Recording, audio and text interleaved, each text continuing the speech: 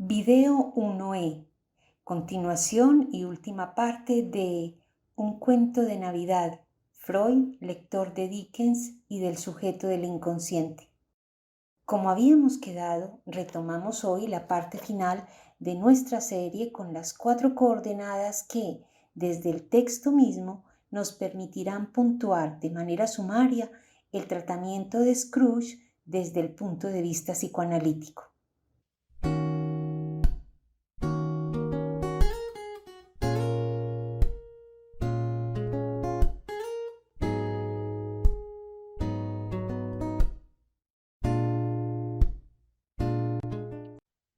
Vamos ahora al tratamiento. Para trazar sus coordenadas será necesario que tengamos en cuenta 4 puntos: el título y la estructura de la obra, los 3 registros lacanianos, obviamente, el tiempo lógico y los índices de la transformación del personaje.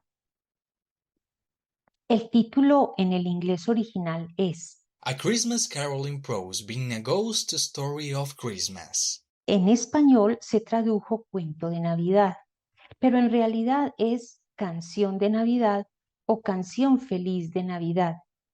Para ser más precisos, en español diríamos un villancico de Navidad en prosa que viene a ser una historia navideña de fantasmas. Y efectivamente, aunque está en prosa, el autor tituló cada capítulo como Stave, me disculparán mi inglés, pésimo, es decir, estrofa musical o pentagrama, pues un stave se compone de las 5 líneas sobre las que se escriben las notas musicales de una partitura. Así que este villancico está estructurado en 5 estrofas, como si el relato, el cuento, fuera una canción de 5 estrofas. Y ellas son: 1. El fantasma de Marley. Segunda estrofa: el primero de los 3 espíritus. Tercera: el segundo de los 3 espíritus. Cuarta: el último de los 4 espíritus, el último de los espíritus, perdón. Y quinto: el final de esto. Algunas de las versiones audiovisuales titulan las partes intermedias como el espíritu de la Navidad del pasado, del presente y del futuro. Y de acuerdo, es una interpretación muy válida en términos de la historia de los enunciados. Pero en términos del sujeto de la enunciación, esta relación se independiza absolutamente del tiempo cronológico, porque pasa a ser asunto de fantasmas, de visiones, de recuerdos, de sueños, en fin, del inconsciente y su tiempo lógico. Así podríamos denominar también cada una de las estrofas intermedias como el instante de ver, el tiempo para comprender y el momento de concluir. Es decir, nombrarlas así desde el punto de vista de la enunciación del personaje que está llevando a cabo un proceso de transformación, sin darse cuenta, pero lo está llevando a cabo. Ahora, una lectura atenta al significante nos mostraría también que en el instante de ver, el primer plano, o sea, en la estrofa 2, el primer plano lo ocupa el trabajo sobre lo imaginario, el registro del ser o no ser, el de las identificaciones, como lo hemos trabajado en las lecturas desde Freud a partir del esquema L y que les recomiendo. En el tiempo para comprender, en cambio, las operaciones simbólicas son las que entran en acción y Scrooge recibe al menos en 3 ocasiones su propio discurso invertido, sus propias palabras. En ese sentido, entiendo el espíritu del presente, porque así es el título de esta estrofa. En ese sentido, entiendo ese título, el espíritu del presente, en la realización de sus propias palabras, es decir, cuando son articuladas por otro y escuchadas y reconocidas por el sujeto mismo en lo que realmente quisieron decir, porque antes las había dicho, pero no se había dado cuenta de lo que había dicho. Aquí, cuando las recibe del otro en inversión, ahí sí se da cuenta, tal cual como en un análisis. Así pues, son indicios del inconsciente. A mí me parece muy bello. Ahora, al final de esta segunda estrofa también el personaje se encuentra eh, con la ignorancia. Perdón, estoy hablando de la estrofa 3, que es el segundo de los tres espíritus. Es ahí donde ocurre lo de lo simbólico y donde él va a encontrarse al final con, con dos personificaciones de la ignorancia y el want, que algunos traducen como necesidad, otros miseria o deseo. Es contundente. Creo que debemos, want es en inglés, en el original, en el inglés es want. Eh, Creo que debemos entender este deseo, este want, en el sentido de la cupiditas o querer ambicioso del latín. En este capítulo también, en esta tercera estrofa, ocurren unos juegos de adivinanza. Son de una precisión simbólica increíble. O sea, yo les aconsejo que lean les sugiero que lean el cuento, vale la pena, es increíble, es maravilloso. Eh, y esos juegos de precisión simbólica increíble permiten el desplazamiento de la cupiditas ambiciosa a la cupiditas del saber y del deseo auténtico del sujeto. Ahí va otro giro de tuerca al trabajo de transformación del personaje. Estamos así pues en el orden del sujeto del inconsciente a quien se le revelan ciertas verdades que le conciernen. Pero vamos a la cuarta estrofa, el último de los espíritus. Ahí la lógica analítica es implacable. Después de la reducción imaginaria y significante, podemos apreciar en este momento de concluir de la tercera estrofa, de la cuarta estrofa, perdón, el encuentro con el goce irrisorio y sin sentido que le corresponde a la cupiditas hermana de la ignorancia. Los objetos a del avaro pululan por doquier y Scrooge puede apreciar la pérdida de su valor y del ahorro inútil, por ejemplo, en una camisa que guardó de tal manera que jamás la estrenó y que no usaría ni siquiera en su propio funeral.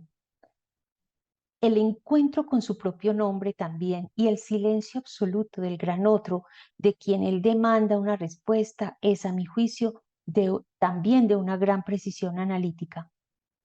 Y el resultado no se deja esperar, pues finalmente es su propia respuesta la que él encuentra, su propia palabra y su propia voz. Logra soltar el miedo y lo que lo aferraba a la avaricia y la muerte, y se reconcilia con la vida y el goce de manera franca, entusiasta y decidida. Escuchemos parte de ese final donde él despierta a su propia vida, pues está descrito en términos de una transformación que implica incluso su propio ego.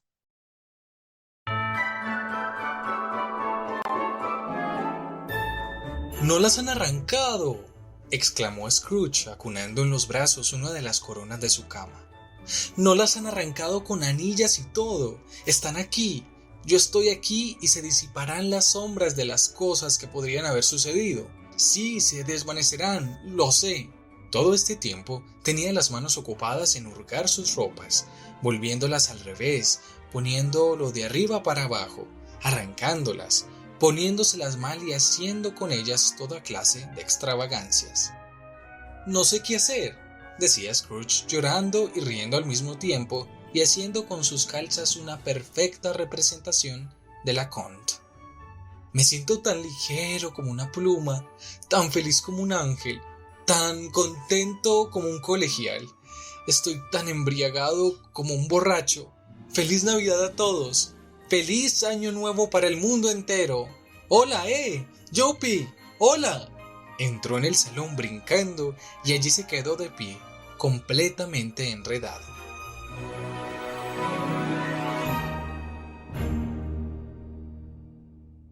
Me atrevería a pensar ese enredo final a la manera de Laconte como todo lo contrario, habría que interpretarlo como un sueño, eso es una obra literaria, es decir, como un nuevo anudamiento en la vida de Scrooge, una nueva manera de gozar, y es lo que vemos después en el desenlace final.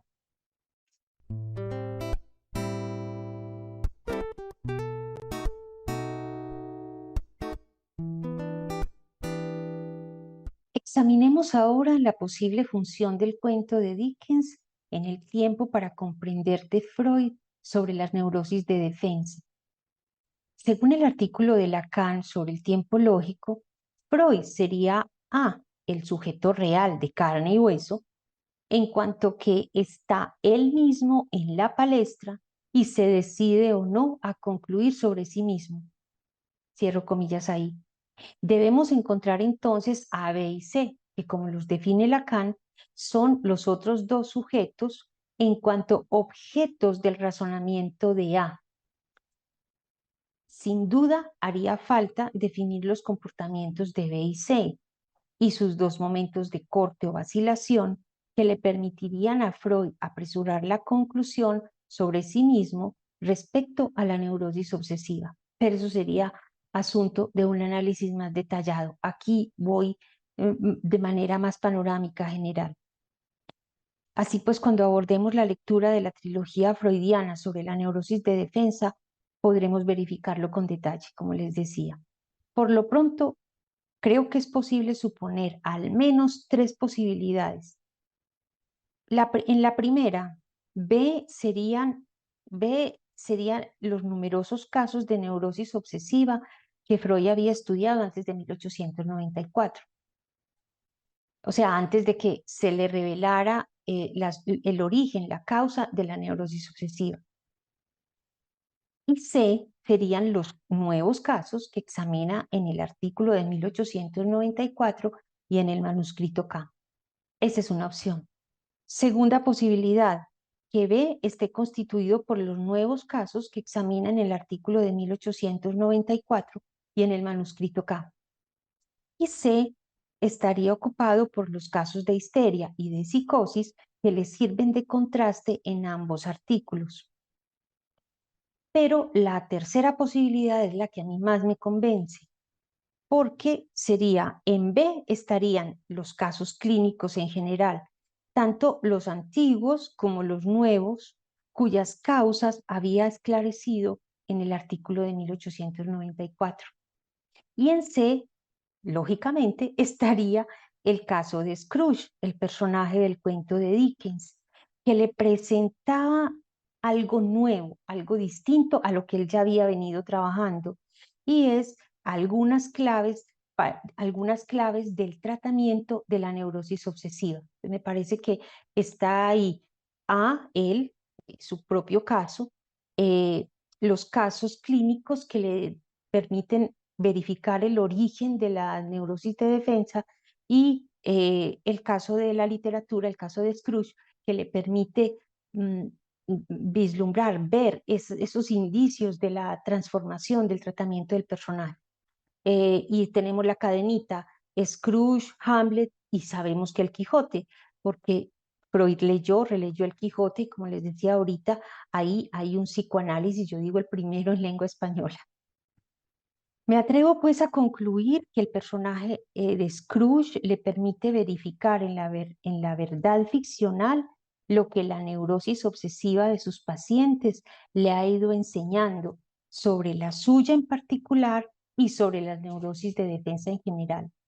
Scrooge se defiende sin duda del mundo, entre comillas, como le decía la joven que amó algún día, leyendo su miedo y su avaricia. Después de Freud y de Lacan, sabemos qué implica ese miedo y ese mundo. Además, el carácter ficcional de la obra no la exime de los puntos de corte y vacilación del personaje, como lo muestra la estructura misma del cuento.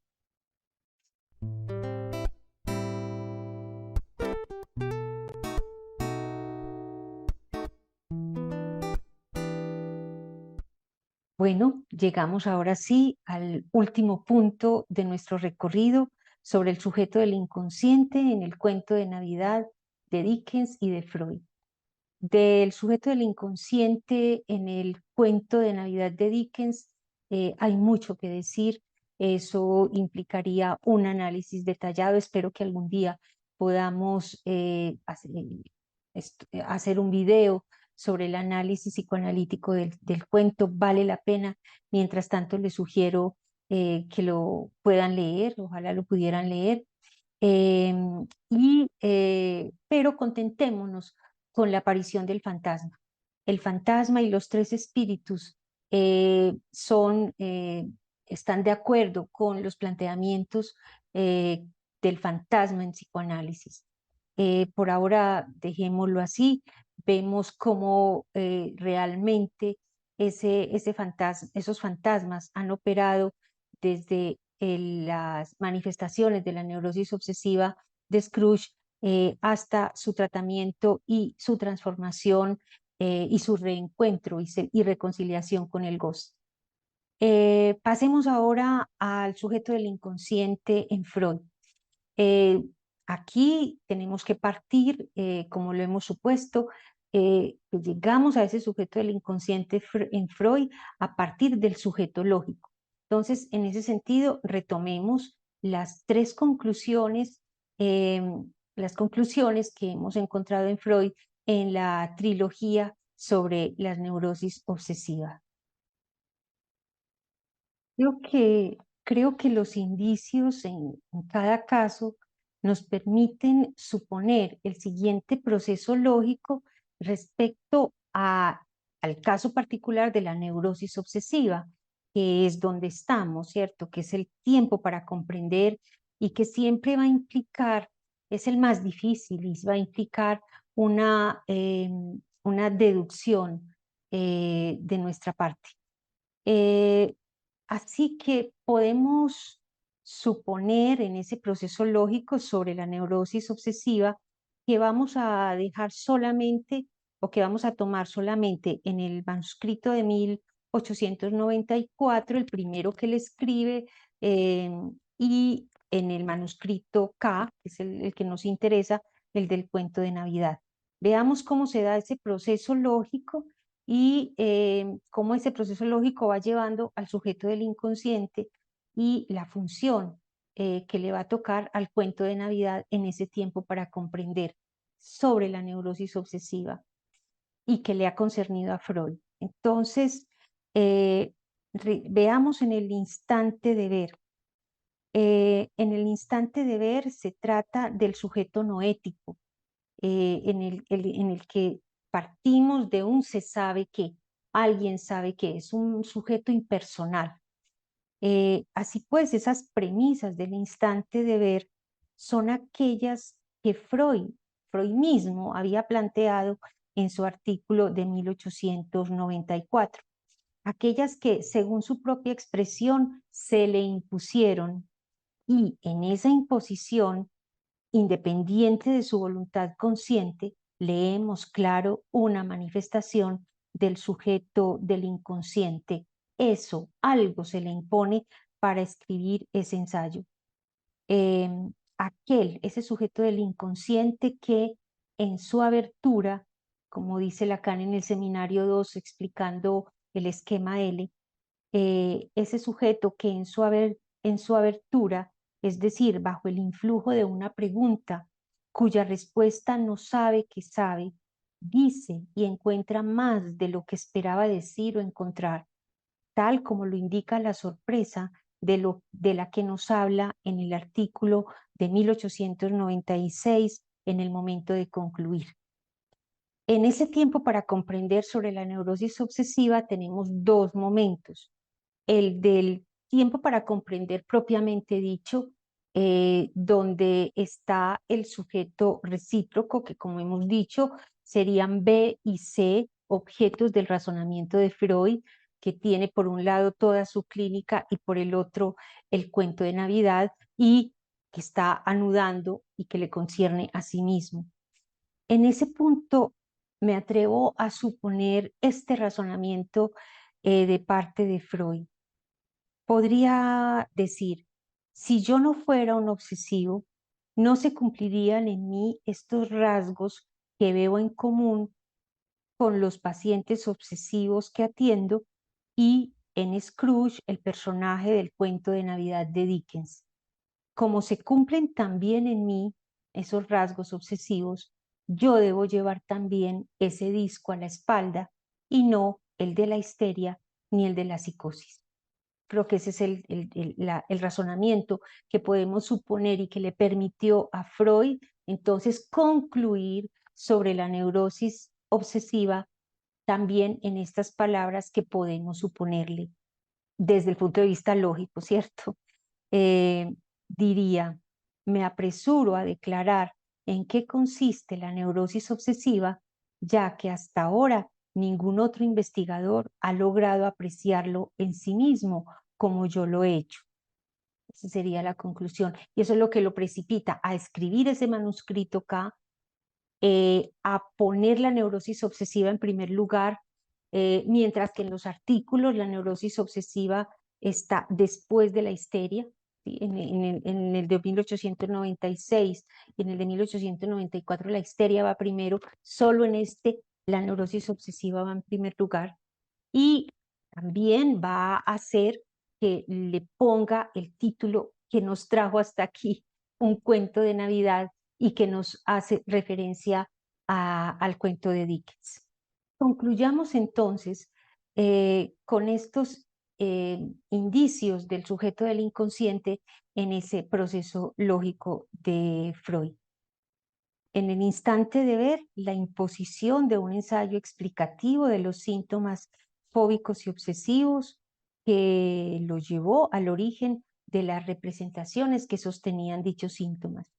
En el tiempo para comprender, el tercer título que da el manuscrito K, Cuento de Navidad, encerrado entre paréntesis y en cursiva, como una referencia moebiana desde la clínica a la literatura y desde la literatura hacia la clínica respecto al cuento homónimo de Charles Dickens, según las coordenadas que hemos aislado hoy para su demostración, son un indicio claro del sujeto del inconsciente, que Freud no solamente lo reconoce, sino que es capaz de leerlo en el cuento, en la literatura, en los casos y en sí mismo. Y finalmente, en el momento de concluir, que hemos ya un poco anticipado, es la sorpresa de haber hallado por ese camino que poco después declarará como el del inconsciente, las soluciones simples pero bien circunscritas al problema de las neurosis, insolubles, problemas que eran, al problema que era insoluble desde tiempos inmemoriales. Ese es el tercer indicio, la sorpresa. Entonces tenemos algo que se le impone para el ensayo, el cuento de Navidad como título, como tercer título, y la sorpresa. Con esos tres indicios nos dan la medida de que Freud ha transitado del sujeto lógico al sujeto del inconsciente y ha abierto para nosotros el camino del psicoanálisis. Respuesta final. Porque Freud titula así, con una clara referencia literaria, un texto que, desde su segundo título, Las neurosis de defensa, es esencialmente clínico, porque toca con el inconsciente. Bueno, les agradecemos que nos hayan acompañado hasta acá. Esperamos vernos en otra ocasión con el comentario de otro malentendido en el psicoanálisis. Hasta pronto.